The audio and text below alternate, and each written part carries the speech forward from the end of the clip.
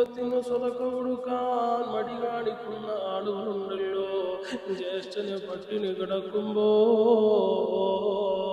അനുജൻ കടത്തിന്റെ വക്കീൽ നിൽക്കുമ്പോ, കുടുംബം ദാരിദ്ര്യത്തിലൂടെയും പട്ടിണിയിലൂടെയും കടന്നു പോകുമ്പോ അവർക്കൊന്നും സ്വതക്ക കൊടുക്കാതെ പുറത്തുള്ള ആളുകൾക്ക് സ്വതക്ക കൊടുത്തുകൊണ്ട് പേരെടുക്കുന്നവരെ അല്ലാഹുവിന്റെ ഖുർആൻ പറയുന്നത് എന്തെന്നറിയോ? നീ ആർക്ക് സ്വതക്ക കൊടുക്കലാണ് അഫ്ളൽ എന്നറിയോ? മറ്റുള്ളവർക്ക് സ്വതക്ക കൊടുക്കണ്ട എന്നല്ല പറയുന്നത്. ആദ്യം സ്വതക്ക കൊണ്ട് ബന്ധപ്പെട്ടതാരാ?